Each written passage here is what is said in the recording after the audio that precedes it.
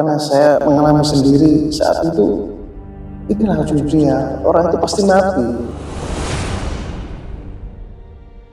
Belum saya serius ya dalam beragama ya, dalam beribadah itu kalau saya sholat atau apa itu ya sekedar menggugurkan kewajiban. Jadi ya asal sholatnya sudah terpenuhi, sudah kewajiban saya hilang dan yang saya rasakan tidak ada bekas sama sekali. Ya pada suatu ketika pada saat ayah saya berpulang ya, saat saya menerima jenazah beliau di liang lahat, melihat jenazah ayah saya di liang lahat dan saya bandingkan ketika melihat ayah saya lagi hidup dengan keinginan-keinginan beliau, akhirnya saya berpikir inilah ujung dunia seperti ini. Inilah ternyata ini ujung dunia itu. Berakhirnya seperti ini. Jadi itu merubah mindset saya tentang kehidupan ya.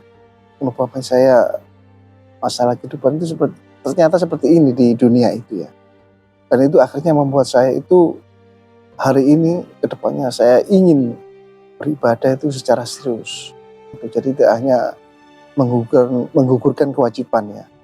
Karena saya mengalami sendiri saat itu, inilah ujung dunia, orang itu pasti mati. Jadi buat apa kita berambisi besar di dunia, mempunyai cita-cita yang tidak berorientasi di akhirat ya. Ya setelah menjalani atau mengalami peristiwa ayah saya meninggal itu ya, akhirnya saya lebih serius dalam beragama, beribadah terutama itu.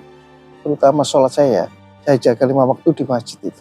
Dan dalam perjalanan itu saya ingin hati saya itu terikat di masjid ya.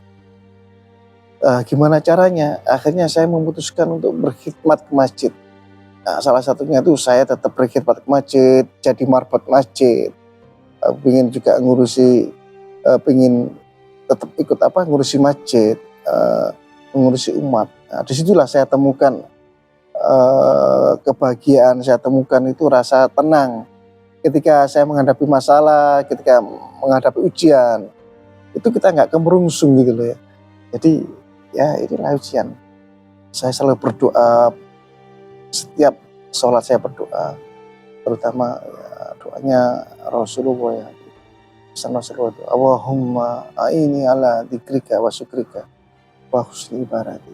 Ya Allah, tolonglah saya dalam berzikir ya, tolonglah dalam bersyukur dan berbagus dalam beribadah.